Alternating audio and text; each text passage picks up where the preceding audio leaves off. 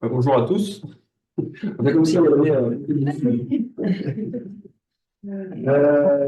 on pourrait la refaire. D'ailleurs, ça me fait penser juste à un aparté que, effectivement, cette conférence-là, on pourrait tout à fait la refaire pour un apéro technique. Ce serait, je pense, intéressant. Voilà, ça c'est dit. Du coup, ce dont je vais parler aujourd'hui, c'est plutôt l'aspect transition énergétique et l'aspect systémique derrière la transition énergétique et cet aspect systémique qui est souvent un petit peu absent au niveau politique. Et donc, l'idée aujourd'hui, c'est justement de faire en sorte que la science qui est produite à ce niveau-là soit plus opérationnelle et justement aide les décideurs à terme. Et puis, j'utiliserai le cas du secteur boulanger en exemple dessus. D'abord, je vais parler du concept de durabilité parce que justement, pour avoir une vision systémique des socio-écosystèmes, on a l'approche de sciences de la durabilité qui voit un petit peu comment dire, le concept fondateur de ça, c'est vraiment le développement durable et la définition de la commission Brundtland en 87. La définition de la commission Brundtland, bon, elle est assez connue, hein, c'est la capacité à répondre aux besoins du présent euh, comment dire, en permettant aux générations futures de répondre aux leurs. Donc ça, c'est vraiment la définition classique. Donc il y a derrière ça une idée de soutenabilité, sustainability en anglais. Donc, nous, on l'a traduit par durabilité. C'est assez intéressant. Les anglo-saxons l'appellent sustainability, nous on l'appelle durabilité. C'est deux concepts qui sont communs mais pas si similaires.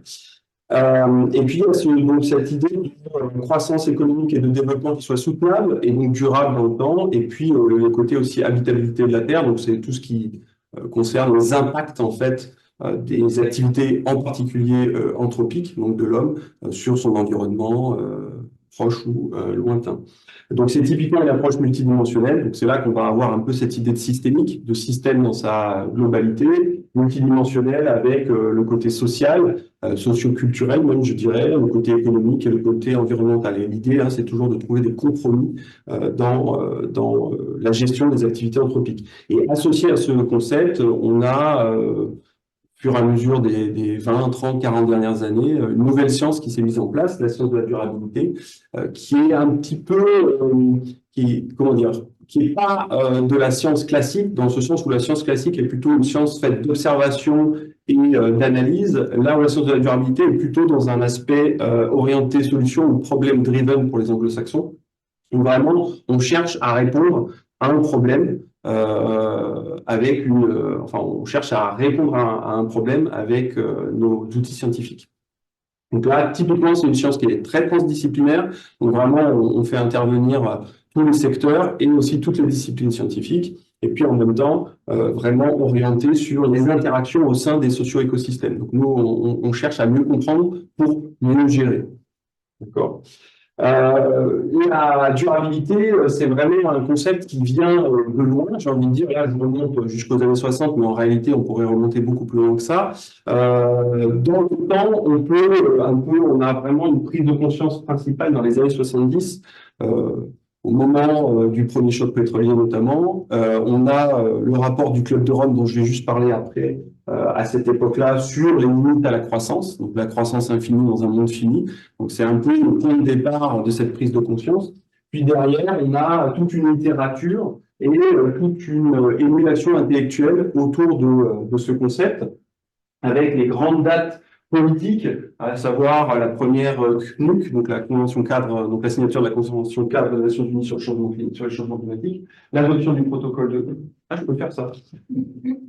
En touchant, ça c'est intéressant. L'adoption du protocole de Kyoto, et puis enfin, en 2012, la mise en œuvre, en tout cas la définition des objectifs de développement durable par les Nations Unies. Donc là, on est vraiment sur ce concept de répondre finalement aux interactions anthropiques avec les enfin, dans nos socio-écosystèmes. Donc ça, c'est vraiment, je dirais, la prise un peu qui est la direction que l'on a depuis 50 ans. Et puis en bas, j'ai mis cette fameuse phrase, je vous laisse réattribuer à la personne qui a dit, qui aurait pu prédire. Bah, on aurait carrément, on a déjà prédit. En fait, ça fait plus de 50 ou 60 ans.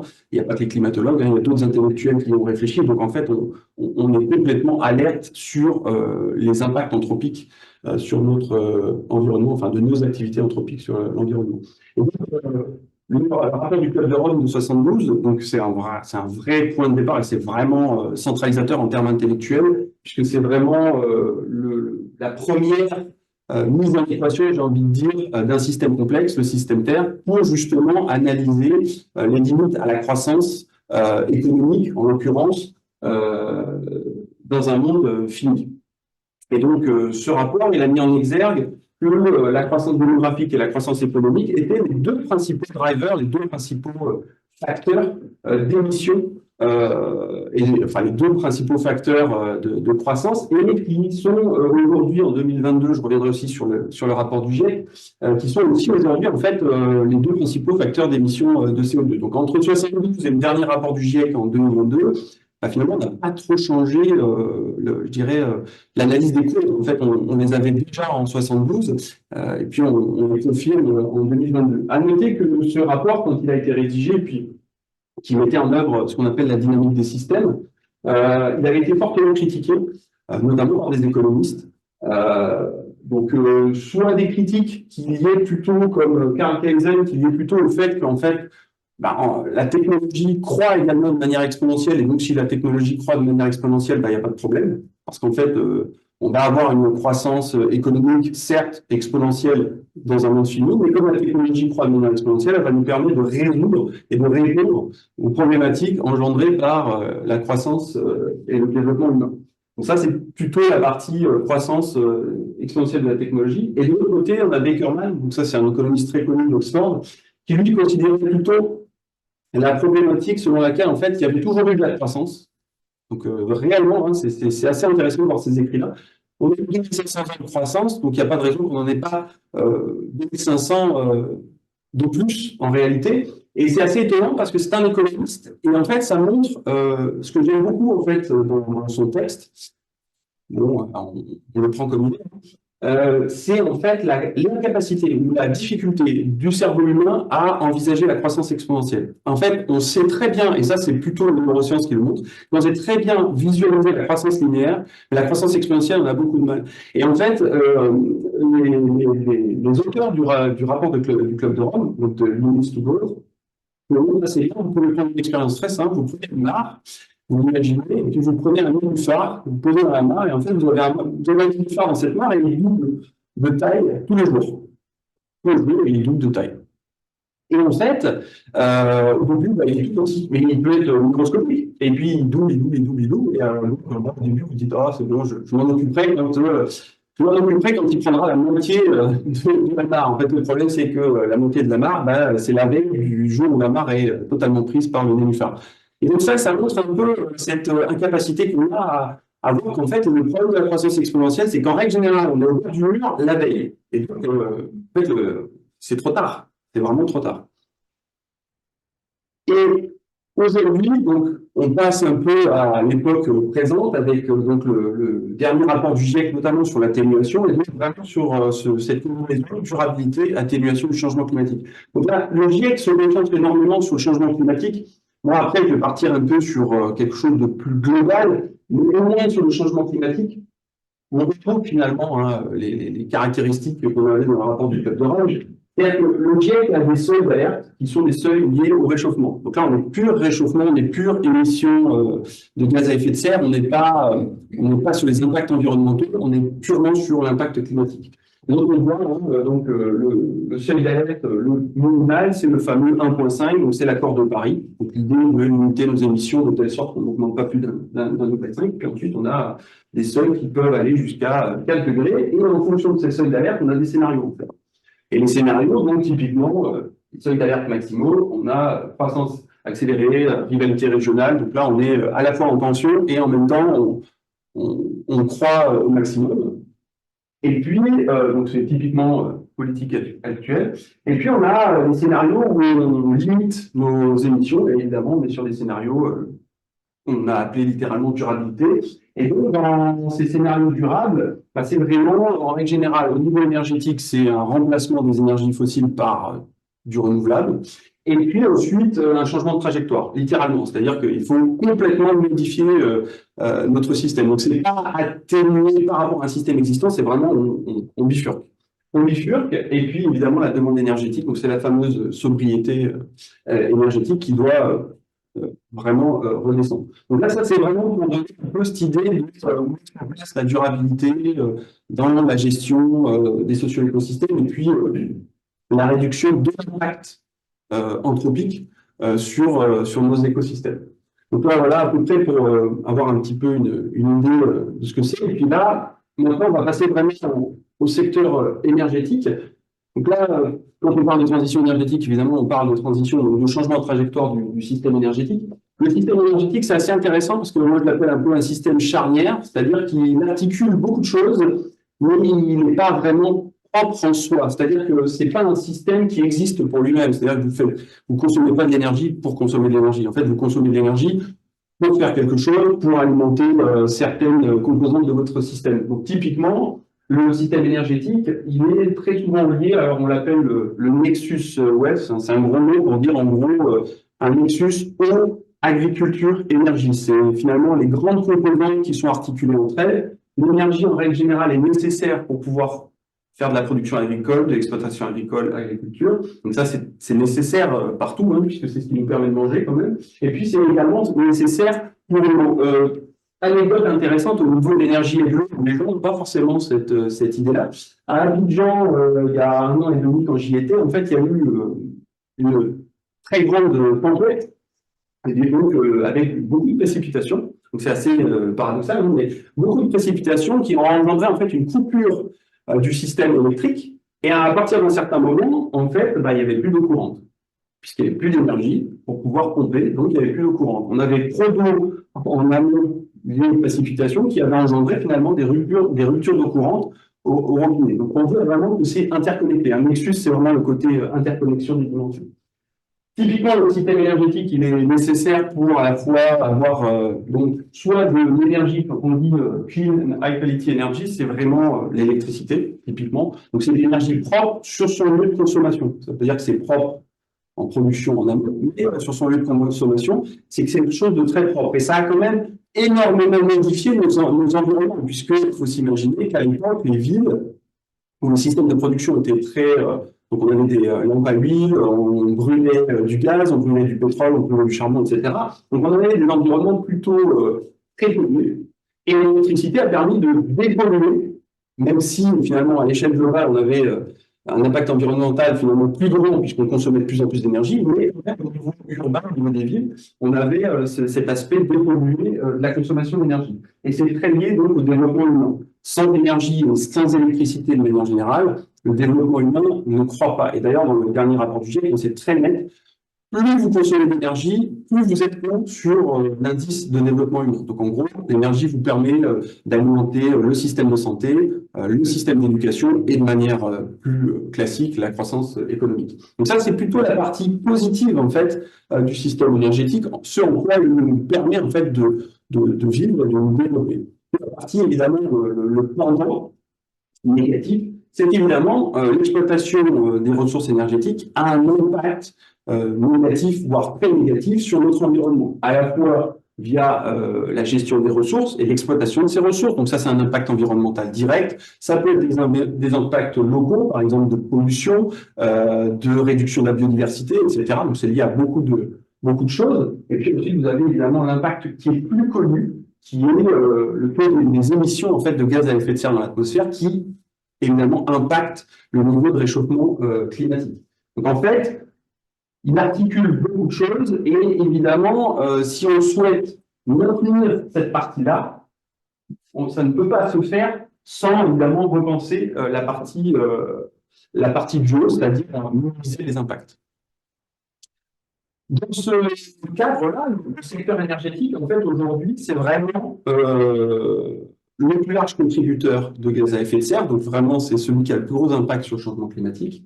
Et puis vous pouvez voir, hein, vraiment on est sur trois grandes ressources principales, le charbon, le pétrole et puis le gaz naturel. À noter que le charbon et le pétrole, leur croissance est de plus en plus limitée, donc on en consomme de moins en moins, c'est quand même le plus grand facteur d'émission. Mais aujourd'hui, c'est surtout le gaz naturel dont la consommation augmente chaque année.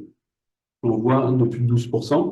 Et puis, du coup, on a des émissions qui ralentissent, mais qui augmentent toujours. C'est-à-dire que, typiquement, là, vous pouvez voir, hein, depuis 2000, on a vraiment des émissions qui augmentent. On consomme plus, donc on émet plus. Mais en revanche, on voit que le taux de croissance, lui, il diminue. Donc, on a une pente qui est de plus en plus faible.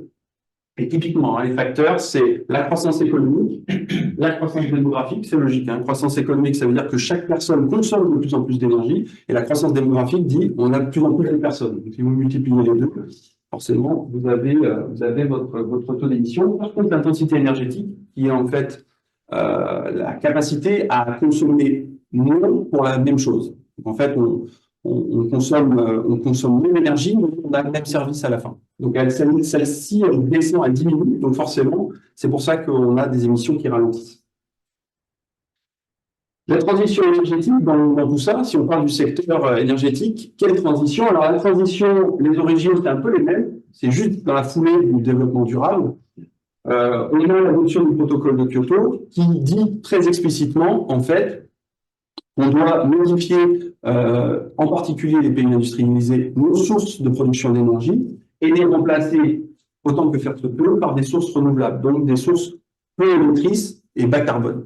Donc ça, c'est vraiment les origines de la transition. Et puis après, derrière, dans la foulée du protocole de Kyoto, vous avez eu des accords législatifs au niveau de chaque pays.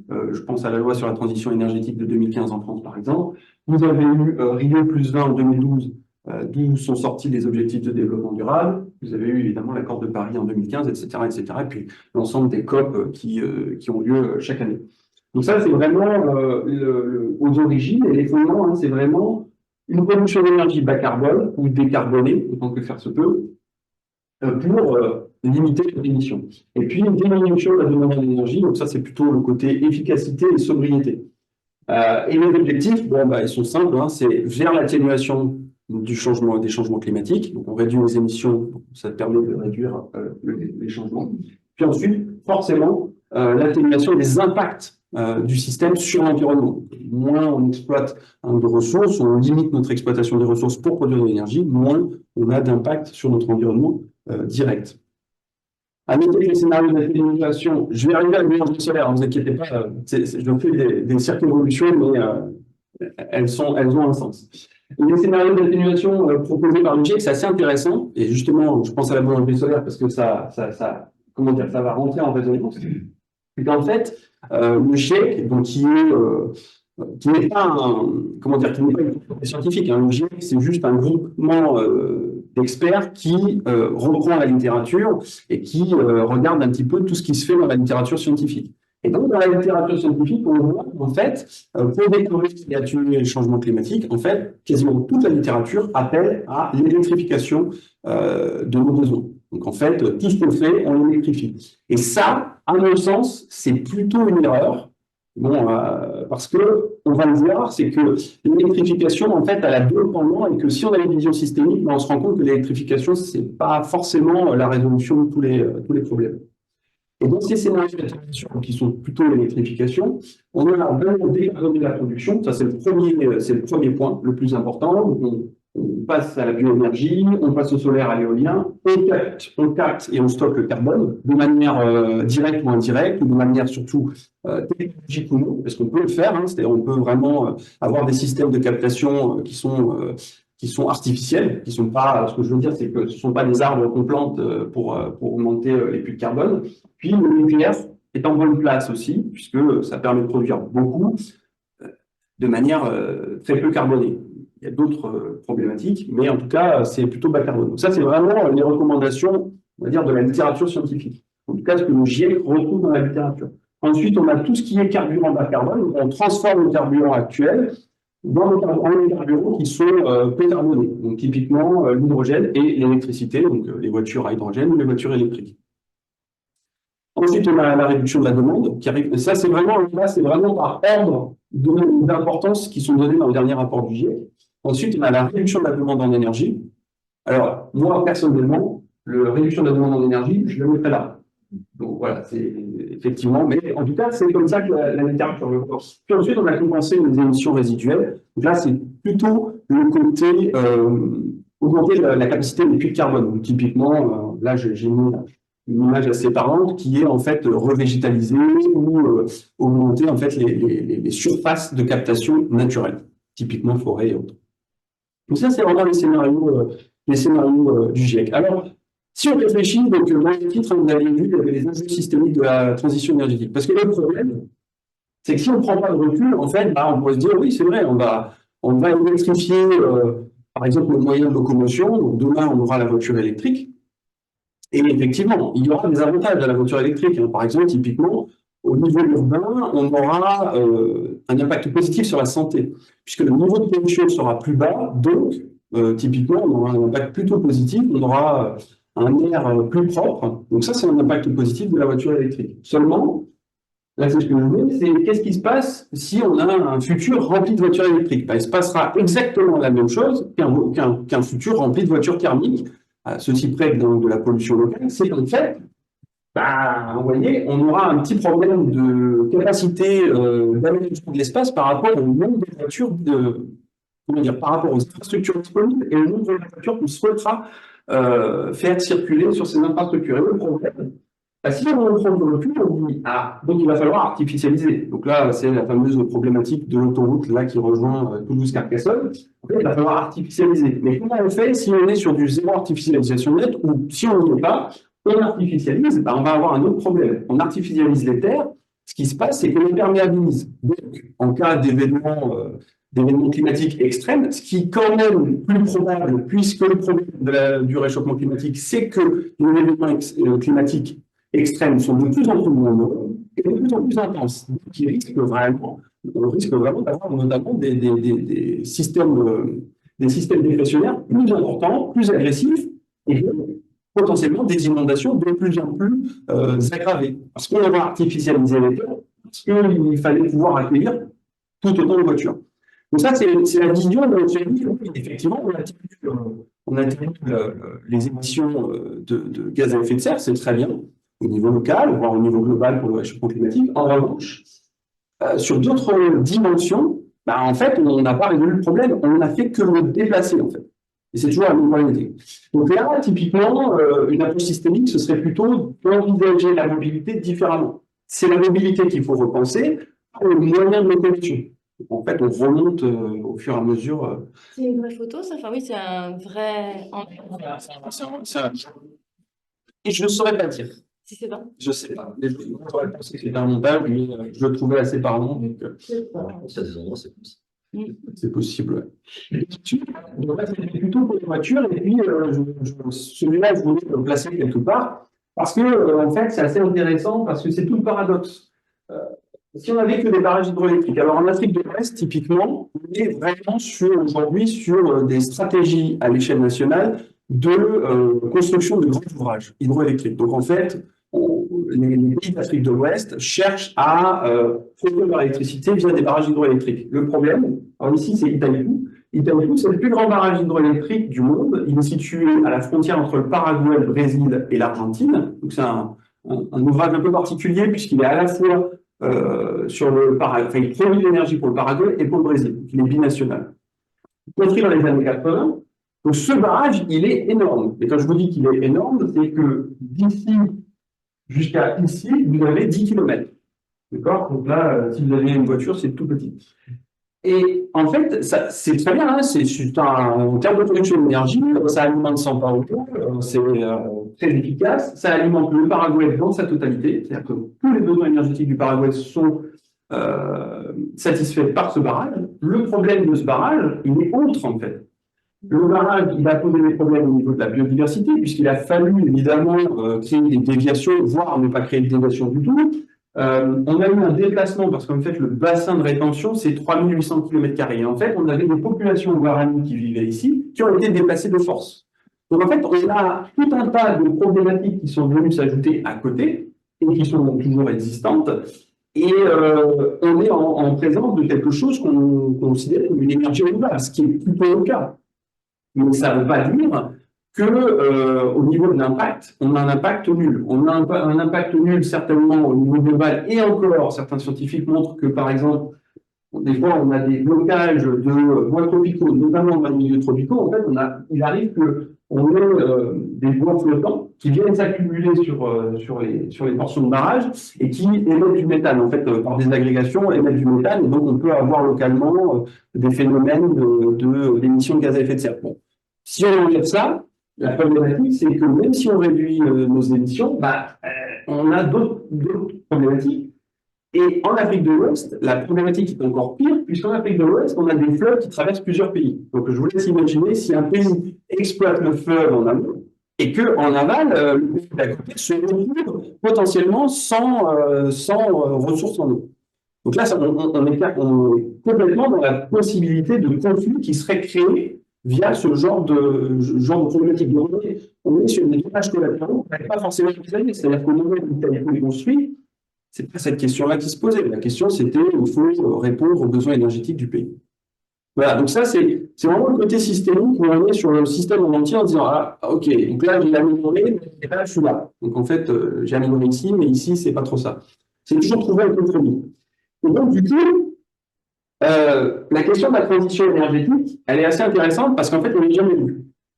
D'ailleurs, il y a un livre qui est sorti il n'y a pas très longtemps d'un historien que j'ai commandé, je ne l'ai pas encore lu, mais justement, le titre, c'est La transition énergétique n'aura pas lieu. Donc, ça dit bien ce que ça veut dire.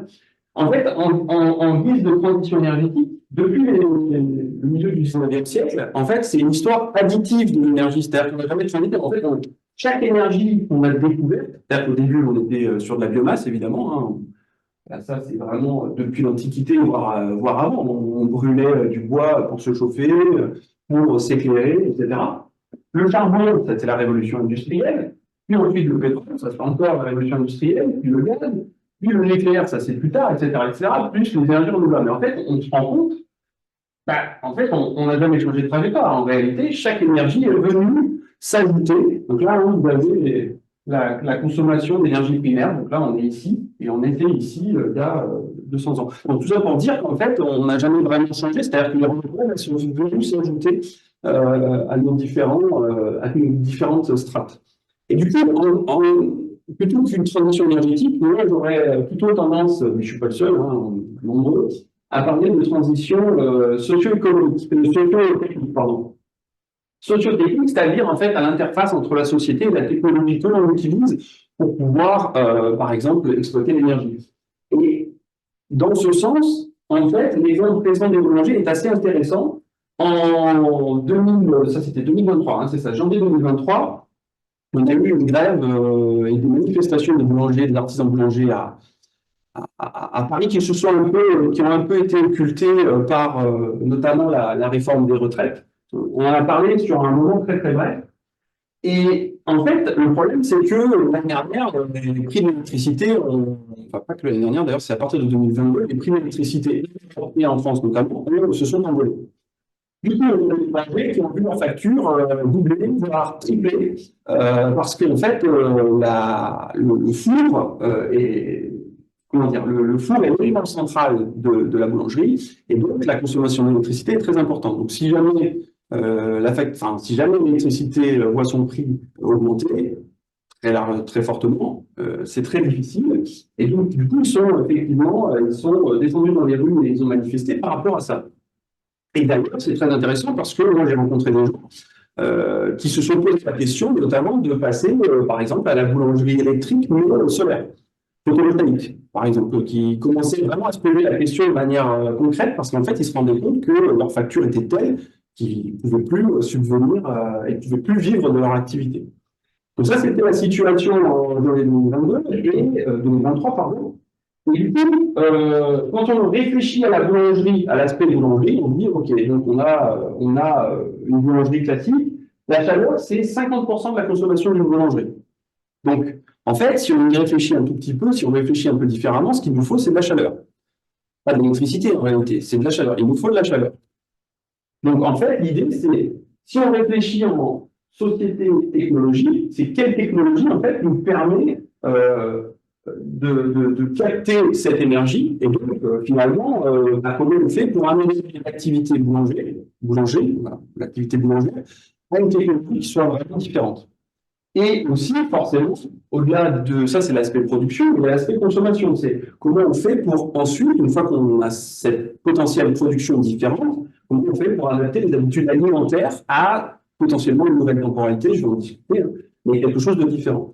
Et on a, en ce sens, écrit un petit article sur Mediapart où on pose la question de est-ce que enfin, est-ce que finalement la boulangerie solaire ce serait pas un peu pas la solution miracle, mais en tout cas une solution possible à cette problématique du coût de l'énergie actuelle.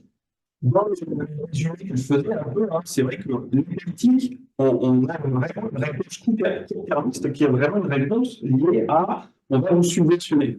Le problème de la subvention, c'est que ça marche un temps, mais comme son nom l'indique, ça ne peut pas marcher sur le long terme. C'est-à-dire qu'à un moment, en fait, il n'y a plus de subvention. D'ailleurs, on le voit, hein, puisque le gouvernement, sur certaines choses, a décidé de, de ne plus, comment dire, voilà, enfin, de réduire ces fameuses subventions sur le coût de l'électricité. Donc là, en février, on va avoir de nouveau une augmentation.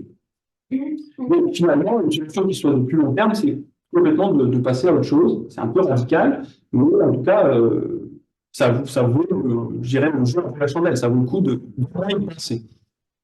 Donc le secteur boulanger, si on réfléchit un petit peu par rapport à tout ce que je viens de dire, c'est vraiment le couple énergie-technologie. C'est-à-dire, en fait, il nous faut de la chaleur et il faut pouvoir produire cette chaleur. Jusqu'à aujourd'hui, c'est pas tout à fait vrai parce que on a encore des boulangeries au feu de bois et on avait avant ça, avant l'électricité, des boulangeries au feu de bois. Mais majoritairement, on a des fours électriques. Donc, c'est vraiment, on produit de la chaleur avec l'électricité. Donc, passer à une autre forme, c'est produire de la chaleur différemment. Et donc, c'est vraiment la notion de service énergétique versus production. C'est-à-dire, l'idée, c'est quel service je peux fournir, et ce service, c'est la chaleur. Donc là, je l'avais déjà dit, hein, c'est vraiment 50% de la consommation d'une boulangerie, la chaleur. C'est vraiment ça qu'il nous faut. Et puis, il y a cette notion-là de l'énergie calorifique, enfin, la chaleur, c'est vraiment une énergie de basse qualité. Basse qualité, ça veut simplement dire, en fait, qu'on ne peut pas nécessairement faire beaucoup de choses avec parce que c'est très désordonné, en fait. Et typiquement, avec de la chaleur, vous n'allez pas faire fonctionner un ordinateur et vous n'allez pas pouvoir, par exemple, utiliser les médias, faire de la communication, etc. C'est en ça que, généralement, on dit que l'électricité est une énergie de haute qualité. C'est parce qu'elle permet de faire des choses beaucoup plus fines, notamment ce que l'on connaît tous, hein, c'est-à-dire les moyens de communication modernes, ne sont pas possibles sans électricité. Donc, typiquement, utiliser de l'électricité pour chauffer, ça n'est pas forcément la meilleure idée du monde, sachant que, en fait, en amont, on n'a jamais rien inventé d'autre que de faire bouillir de l'eau pour produire de l'électricité, hein, parce que toutes les centrales fonctionnent comme ça, quasiment toutes les centrales fonctionnent comme ça. Une centrale nucléaire, c'est on chauffe de l'eau, on met de la vapeur, on fait une turbine et on produit de l'électricité. Donc, si on y réfléchit, en fait, on a chauffé, on produit de l'électricité pour chauffer. Voilà, je vous laisse réfléchir à ça, mais pour moi, c'est quelque part un petit peu absurde. Et donc, du coup, l'idée qu'on a eue, nous, dans nos travaux sur la boulangerie solaire, c'est vraiment passer à autre chose. Et par exemple, en tout cas, là, dans notre exemple, c'est vraiment l'idée de la concentration solaire, qui est une technologie plutôt vertueuse. Enfin, ça n'est jamais complètement, en fait. Je ne pourrais pas dire que ça l'est complètement. Mais en tout cas, c'est la conversion la plus directe, puisqu'on est directement, on passe soleil-chaleur. Donc là, on n'a pas d'éléments compliqués, on n'a pas d'éléments complexes, on n'a pas de terre rare, on n'a pas de microélectronique, etc. C'est vraiment le plus simple possible. Le système en lui-même, d'ailleurs, est très simple. Là, ce que vous voyez, et je reviendrai dessus, c'est un four qui est en exploitation en Normandie, dans une boulangerie solaire, et qui est développé par SolarFire. Et en fait, il s'appelle le Leadfire. Et donc, celui-là, c'est vraiment un four en exploitation. Je reviendrai dessus. Hein, mais... Donc, voilà. Donc ça, c'est plutôt, on peut se dire, voilà, c'est une technologie vertueuse, faible impact, plutôt très faible impact environnemental. Donc, est-ce que ça peut être intéressant?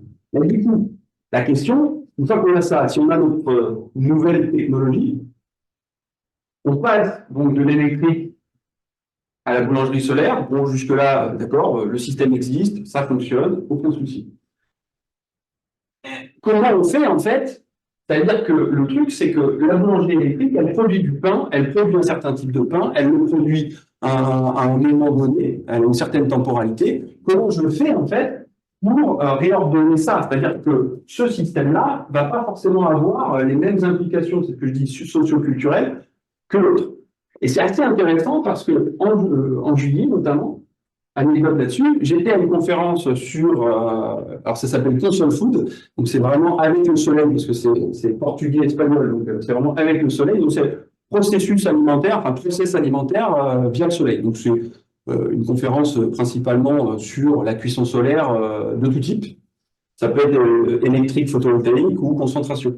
Mais ce qui était très intéressant, c'est que on avait 99% des présentations qui étaient sur la technologie, et comment on manipule, etc. Tout ça pour dire que la conférence disait ce qu'on sait déjà, c'est-à-dire que ça fonctionne. Sauf que quand on passait à produire vraiment des aliments, et c'était assez intéressant parce que durant la conférence, il y avait des démonstrations. Il y avait des démonstrations avec des cuiseurs, et là, on faisait la cuisine au solaire. Et la cuisine au solaire qui était faite là-bas, bah, c'était pas un succès, quoi.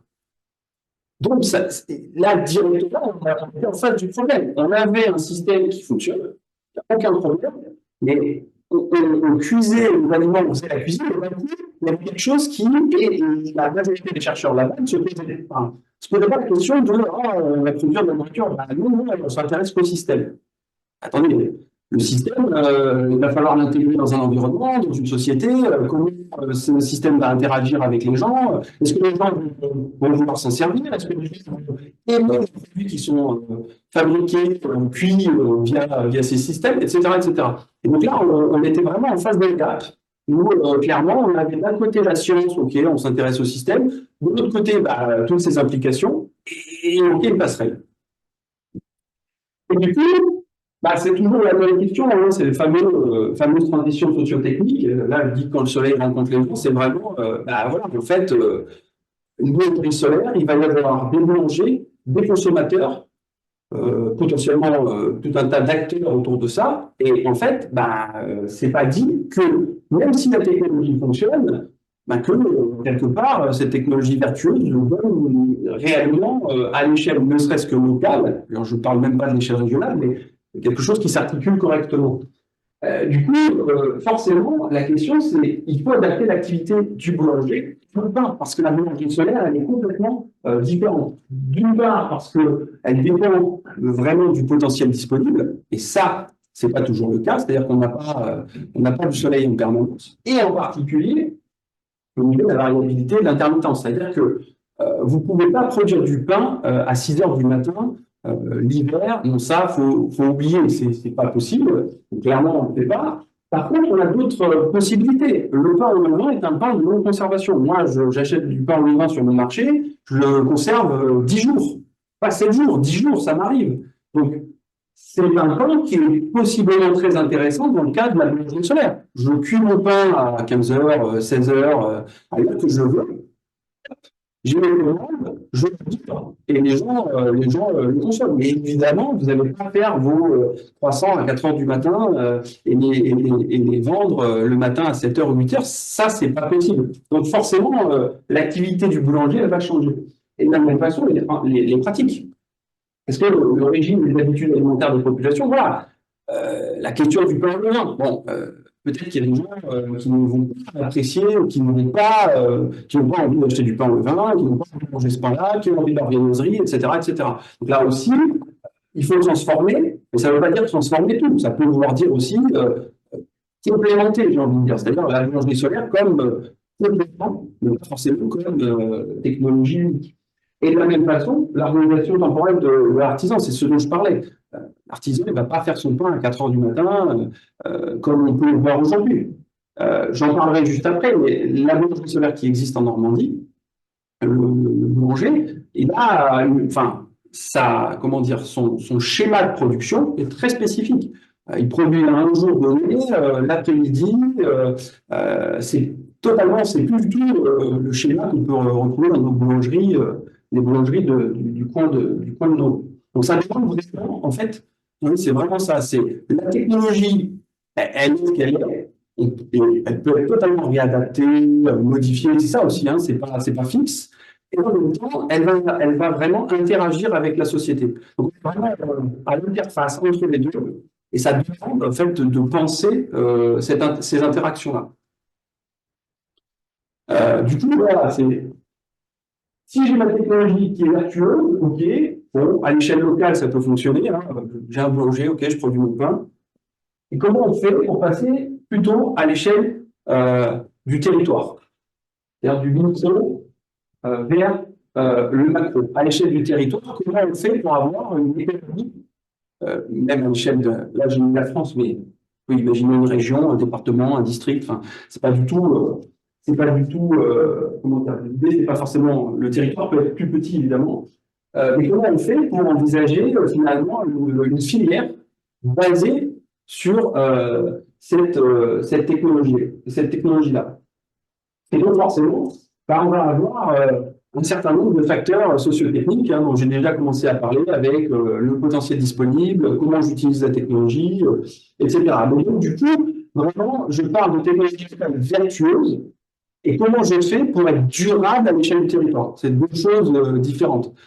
Technologie durable, pour moi, ça n'a pas beaucoup de sens, puisqu'en fait, si elle n'est pas utilisée, bah, définitive, il n'y a pas de durabilité.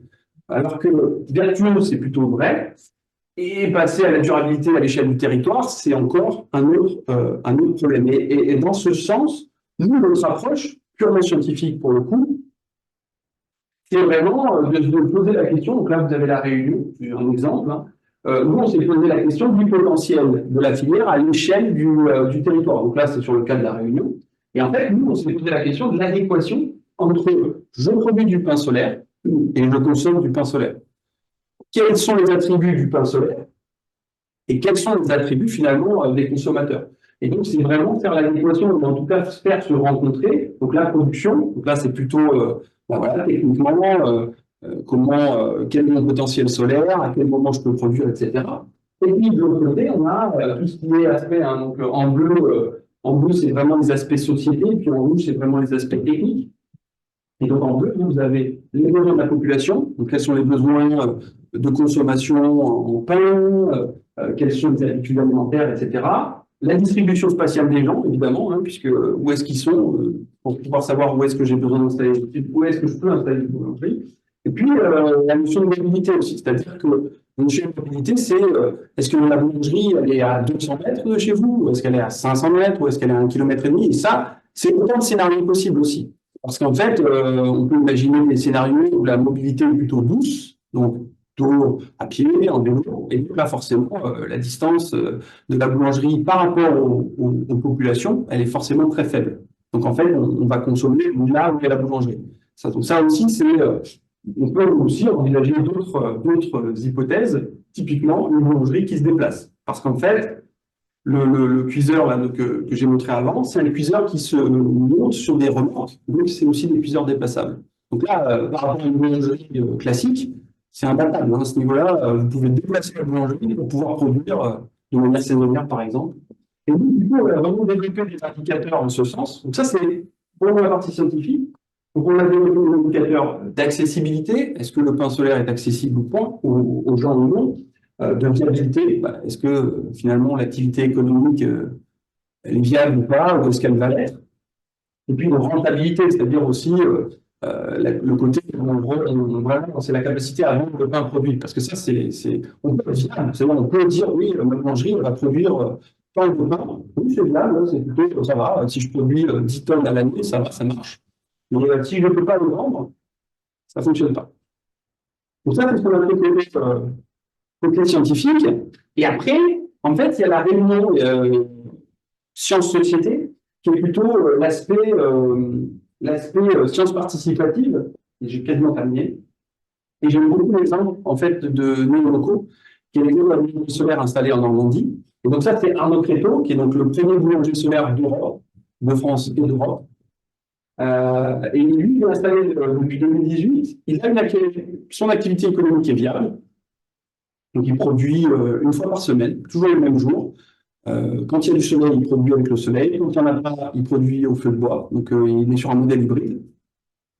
Mais ce qui est très intéressant avec Arnaud Créteau et les locaux, c'est que c'est aussi un tiers-lieu d'expérimentation, de transfert de connaissances et de formation. C'est-à-dire qu'il expérimente, donc il fait de la torréfaction de graines, par exemple, et donc il fait de la torréfaction de graines locales, et on voit si ça fonctionne. Donc là, c'est vraiment, c'est de la science pure, hein. On est dans l'expérimentation. Ok, je vais torréfier des noisettes. Bon, est-ce que ça marche? Ça ne marche pas. Je vais vérifier des graines locales que je substitue au café, par exemple, pour faire des cafés. Alors, je ne me souviens plus exactement du type de graines, mais il fait ça également. Il fait la même chose d'ailleurs pour le chocolat, etc.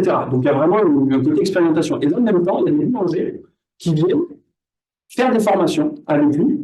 Donc, il fait des formations à la boulangerie solaire via des boulangers qui sont sur des activités classiques et qui veulent changer, en fait, qui veulent transformer leur activité. Et donc, ils viennent et ils font des sessions de formation, des journées de formation. Donc, vraiment, dans le côté laboratoire citoyen, c'est à la fois une activité réelle et en même temps un lieu d'échange et de rencontre entre la science et la société. Et c'est vraiment une force de proposition parce que il a écrit donc ce livre-là l'année dernière qui est sorti en mars, qui a été publié en mars, et il propose différents types de modèles, donc des modèles purement boulangerie solaire, donc des full solaires, des modèles d'hybridation, donc comme lui. Donc lui, il est plutôt sur un modèle d'hybridation. Ok, je fais au feu de bois si j'ai pas de soleil, je fais au soleil s'il y a du soleil.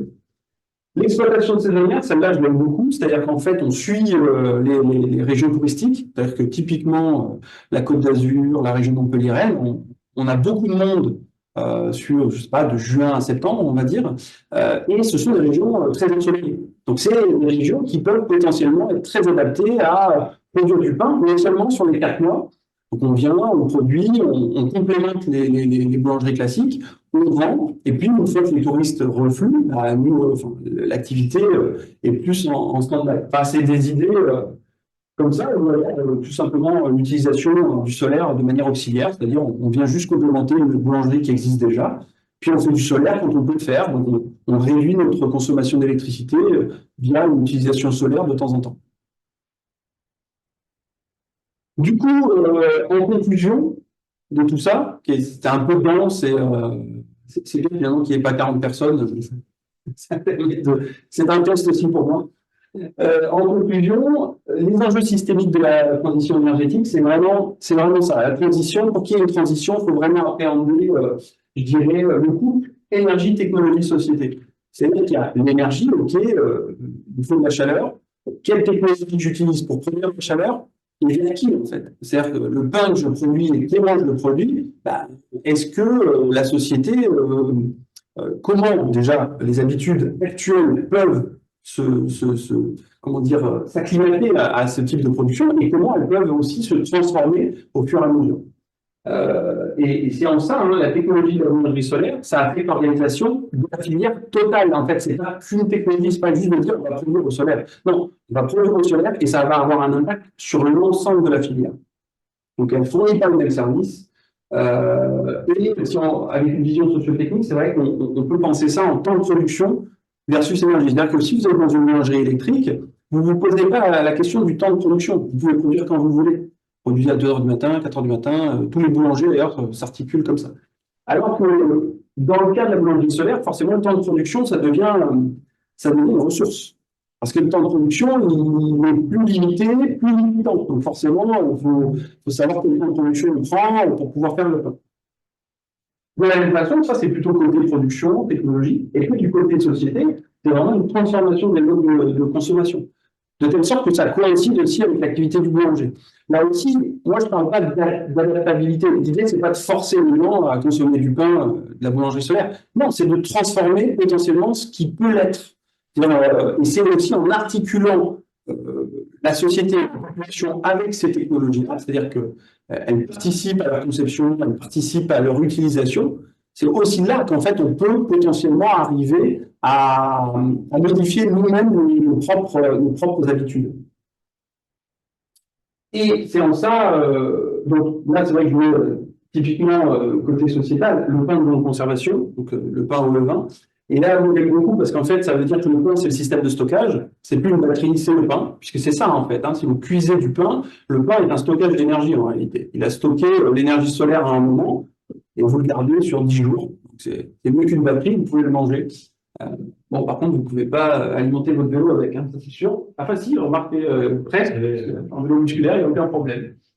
Et ensuite, nouvelle stratégie de production, donc, typiquement à Néoloco, il produit une fois par semaine. Parce qu'il a changé son mode de production, parce qu'évidemment, on ne peut pas imaginer une boulangerie solaire qui soit un duplicat, en fait, un pâle duplicat, j'aurais tendance à dire, d'une boulangerie électrique. Et c'est là que vraiment c'est le plus important à retenir, c'est la transition énergétique durable, c'est pas une substitution en fait.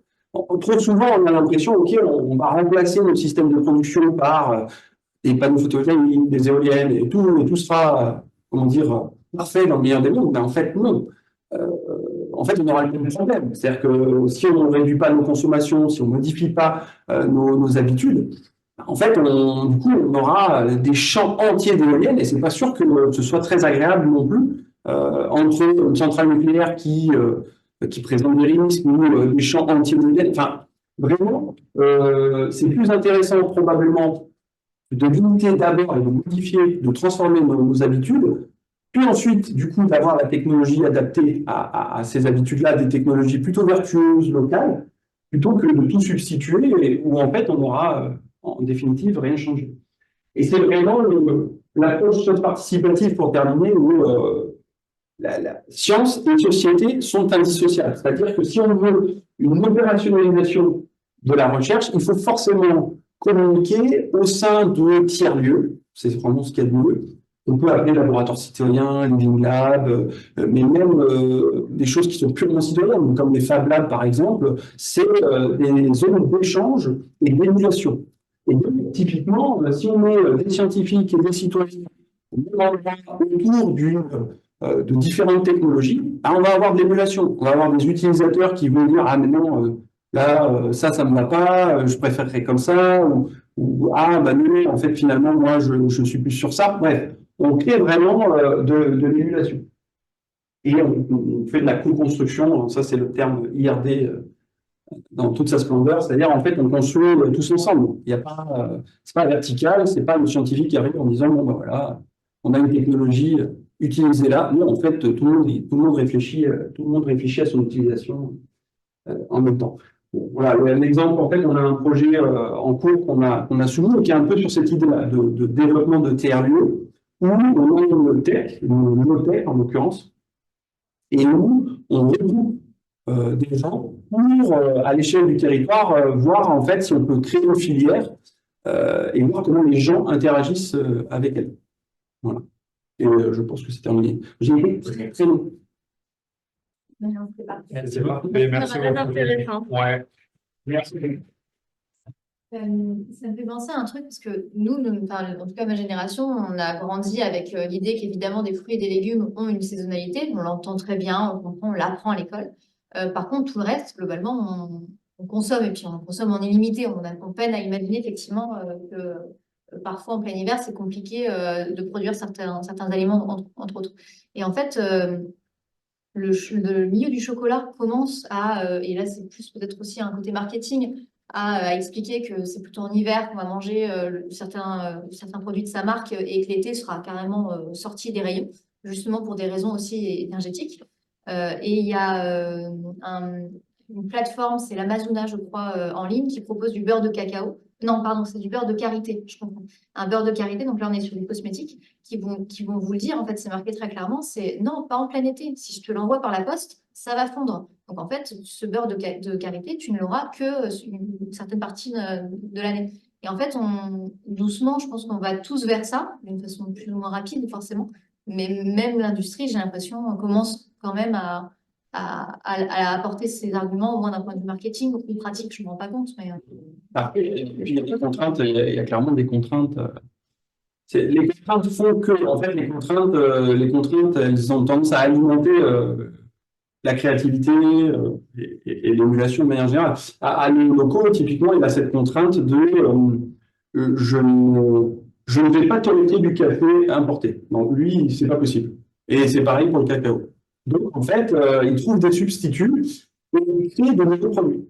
En fait, il crée des produits qui n'existaient pas, ou en tout cas qui n'avaient pas été réfléchis parce qu'il s'est posé ces contraintes-là. Donc, en fait, il torréfie des graines locales et il construit des nouvelles gammes, des nouvelles saveurs, etc.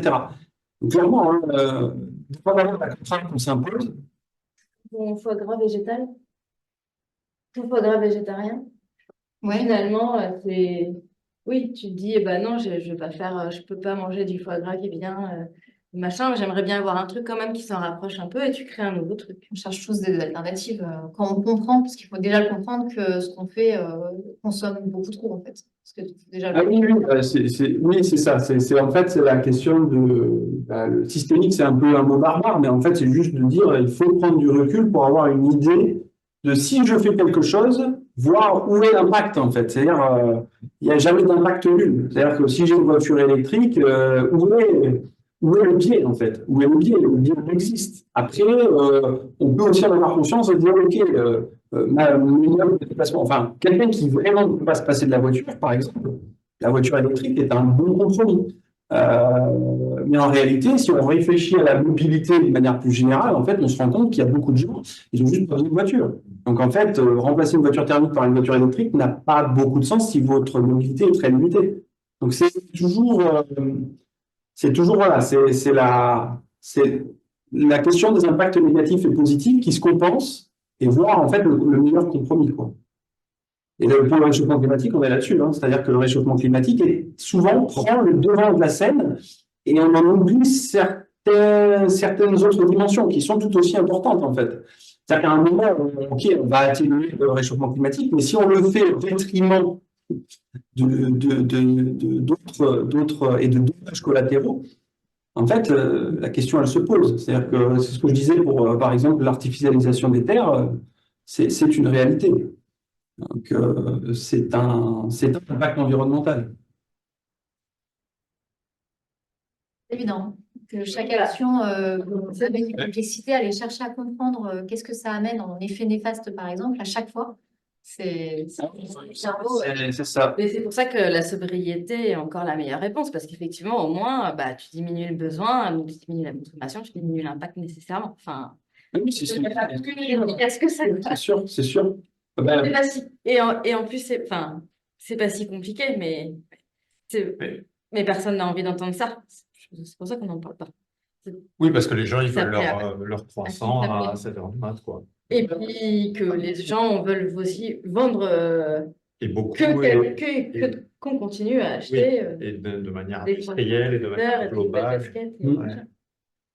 Marie Blachère, la boulangerie solaire, hein, ça va être, ah oui, non, d'un alors, point de vue clairement. industriel chez eux, La boulangerie scolaire, c'est vrai que j'en ai pas parlé. C'est vrai que j'ai peut-être pas beaucoup insisté là-dessus, mais on est vraiment plutôt sur les artisans boulangers. Ouais. oui, mais c'est très bien, mais ça veut dire que il y a effectivement, comme tu dis, c'est socio-culturel, on repense tout à notre échelle Ah, pour complètement. être, voilà. Donc c'est changer des habitudes, changer tout ça, quoi. Oui, oui, mais c'est intéressant de voir que, typiquement, Il y a des solutions vachement. ouais, en tout cas, Arnaud Créteau, là, en Normandie, lui, pour le coup, l'augmentation du prix de l'électricité n'a absolument pas impacté. Je veux dire, à part potentiellement la farine, parce que ça, c'est pas pour tout le monde, et encore, il est en circuit local, donc c'est même pas certain. Et ce qui est sûr, c'est que le prix de l'électricité, lui, ouais, il continue à vendre mes pains et ça n'a rien changé, quoi. Et il l'utilise comme argument. Donc ça veut dire que son pain n'est pas forcément plus cher. Non, c'est au monde. Ouais. Et, ouais, non, mais et tu parlais du goût. À un moment dans les salons, là, les gens n'étaient pas prêts parce que ça changeait Ah, non, mais c'est parce que ça fait partie potentiellement des habitudes alimentaires. En fait, je veux dire, les habitudes alimentaires, alors moi, je suis pas sociologue du goût, mais pour le coup, je me dis, si tu pousses l'idée vraiment très loin, tu comprends, tu peux comprendre que quelqu'un qui est habitué à la Réunion, en fait, à la Réunion, ils sont très habitués au pain blanc, et à la baguette vraiment la plus classique pain blanc que tu puisses trouver.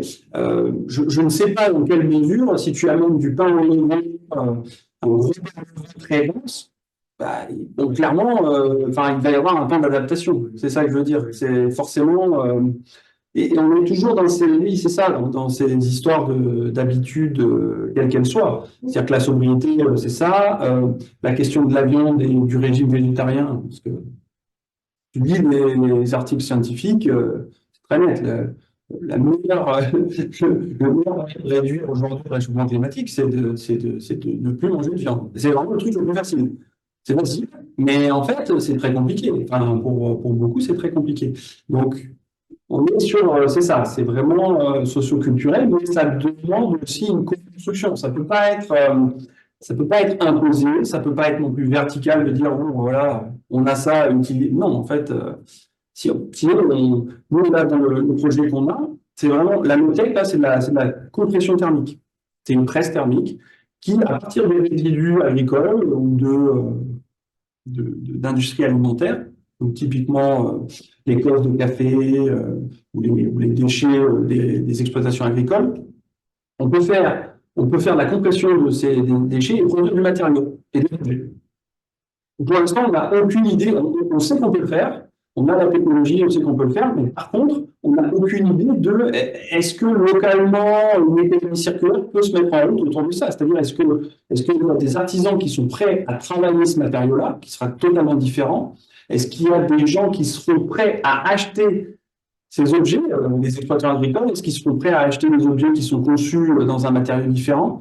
Il y a toute une notion d'habitude et de comportement à modifier. Et là, en fait, pour moi, on peut faire de la sociologie, et je pense que c'est très important, mais si on n'est pas opérationnel, c'est un moment où, OK, on met le truc, on met la technologie dans son environnement, on la met en situation, et on regarde ce qui se passe, en fait.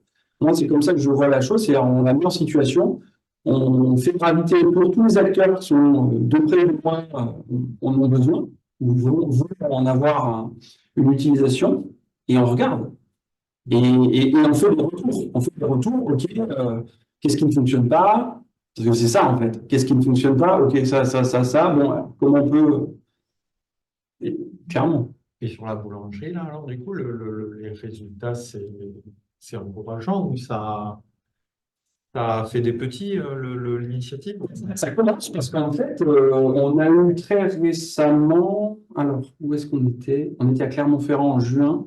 Parce qu'en règle générale, on est en binôme, en fait, on est deux à un peu parler sur ce sujet-là, avec Guillaume Membretière, qui est à La Réunion à l'heure actuelle, mais qui change de laboratoire et qui passe à Pau. Et à Clermont-Ferrand, en fait, on a eu, dans un autre cadre, quelqu'un qui nous a parlé du coup de sa belle-sœur qui se mettait à la boulangerie et à la boulangerie solaire. Et donc, on a discuté il n'y a pas si longtemps que ça. Et elle souhaite s'installer en Savoie et boulangerie solaire. Et elle connaît parfaitement Néoloco, Arnaud Préto, etc. Donc, lui, en tout cas, clairement, il fait des émules. Il fait des émules. Lui, il fait des émules, mais forcément, lui, il a le meilleur argument. Enfin, en termes d'argumentation, c'est fantastique parce qu'il est en Normandie. Ça, c'est parfait. Il a tout compris, il le savait. En Normandie, voilà, et donc, en Normandie, bah oui. Donc, c'est pas qu'une utopie, quoi. C'est pas qu'une utopie. Et il fait de la science, c'est ça qui est intéressant, c'est que il ne le présente peut-être pas comme ça, mais pour moi, vraiment, il fait de la science participative parce que, comme son tiers-lieu, c'est aussi une zone de formation, de transfert de connaissances, etc., et d'expérimentation. Alors là, c'est clairement ça. Et en fait, il est même en avance sur, finalement, la recherche à ce niveau-là. Parce que nous, on court derrière ça, en fait. Des lieux, comme tu dis, avec le. Oui, la science participative, l'idée, c'est ça, c'est des tiers-lieux où, en fait, on fait. Là, c'est ça. On peut pas juste. Enfin, l'aspect scientifique de planification, c'est très bien, on en a besoin, mais en fait, ça peut pas être seul. Ça peut pas être que ça. Non, bien sûr, Ouais, merci. Tu avais une question? Ouais, si, vas-y. Enfin, je rebondis un peu sur tout ce qui a été dit, mais pour parler sur le dernier truc, les images justement liées à cette solution. Moi, je travaille en ce moment je suis en stage dans un labo sur le campus où je travaille sur la conception d'un concentrateur solaire pour des applications à plus haute température, Avec Jean? avec Jean Chéry. Ouais. Avec Jean Charest, forcément. Voilà. Et du coup, enfin, il y a plein de petits sujets sur lesquels j'avais pas mal réfléchi. Mais je trouve que comme tu dis, l'idée de lancer une production, lancer une idée et dire, OK, on va voir comment ça se passe, c'est super intéressant parce que dans ta conclusion, tu dis par exemple que euh, ça va, on peut pas s'attendre à une activité qui soit similaire, il y a forcément des changements d'habitude et je suis complètement d'accord avec toi. Mais en même temps, si on met toute notre énergie enfin, toute l'énergie de beaucoup de gens autour de ce concept-là, on va aussi peut-être se rendre compte qu'il y a beaucoup de choses à faire et que finalement, on va peut-être pouvoir en plus trouver des solutions qui nous permettent de se rapprocher de, de modes de consommation qu'on a déjà. Je pense à plein d'idées, mais par exemple, tu parlais du fait qu'une boulangerie, ça a des besoins de 50% de chaleur de manière générale. C'est une stat qui est même applicable à une consommation de foyer de manière générale. Je crois que c'est plus de soit 50% ou 2 tiers de l'énergie d'un foyer, c'est de la chaleur. Et le stockage de chaleur à court terme, c'est quelque chose qui est très très rentable, même beaucoup plus en termes de rendement que des batteries.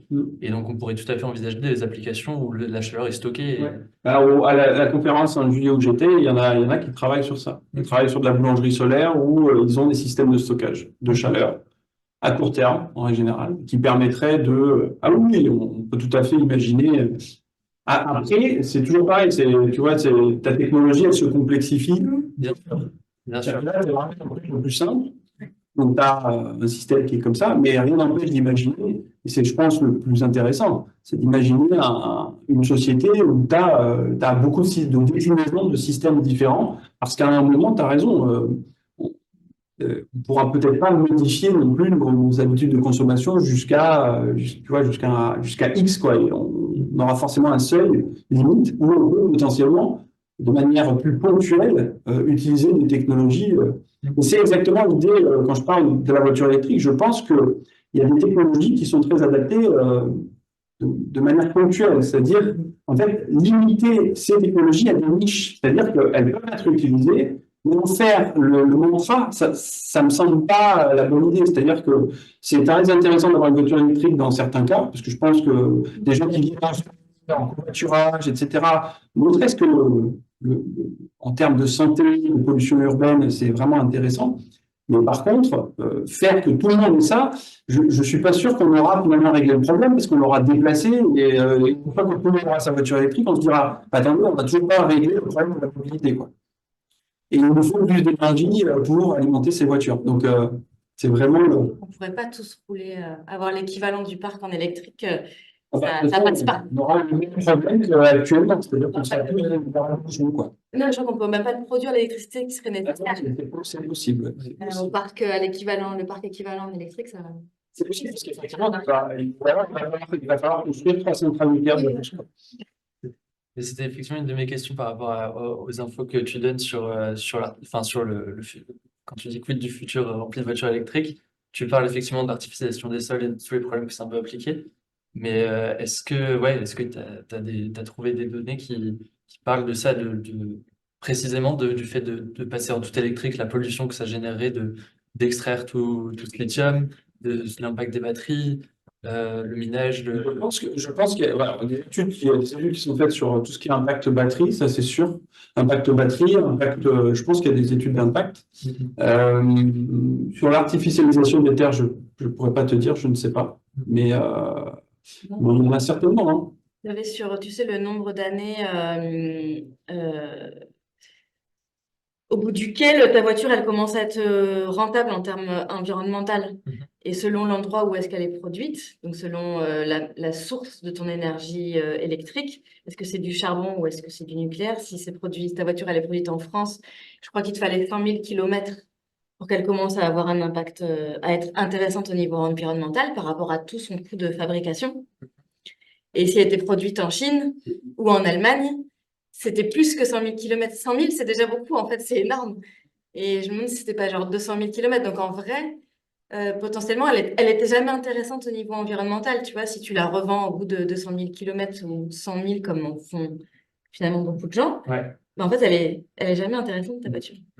Mais par contre, je pense qu'effectivement, ce serait une erreur aussi d'avoir le discours inverse, en se disant bah, vu que la voiture électrique n'est pas intéressante, gardons nos voitures thermiques. Et là, on aurait complètement raté le coche, parce qu'en fait, c'est pas ça. Moi, je reste persuadé que la problématique, c'est la mobilité.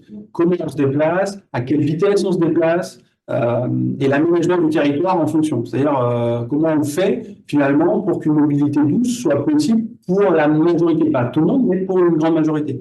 Et là, on aura déjà compris beaucoup de choses, puisque si finalement la mobilité dure, j'ai envie de dire, elle est limitée à des gens qui sont plutôt à la campagne et qui ont vraiment cette problématique-là, bah, en fait, on aura déjà énormément avancé. Et puis, peut-être qu'une fois qu'on aura fait l'urbain, peut-être qu'au niveau rural, on sera capable d'avoir aussi des possibilités de mobilité douce. Et ainsi de suite, en strate, en fait, en couche supérieure. Mais il est clair que si on ne pose pas les problèmes de la bonne façon au départ, le risque est grand de passer à côté de la vraie solution, ou d'être enfermé, en fait. C'est sur ce qu'on appelle, alors j'en ai pas parlé parce que ça fait beaucoup de choses, mais ce qu'on appelle la dépendance au sentier. La dépendance au sentier, c'est vraiment de rester coincé sur la même technologie, quelle qu'elle soit. Et la voiture, on est un très, très bon exemple. On avait la calèche, on a eu la machine à vapeur, on a eu la voiture thermique, on a la voiture électrique. En fait, on n'a pas changé de trajectoire. On est toujours dans la voiture.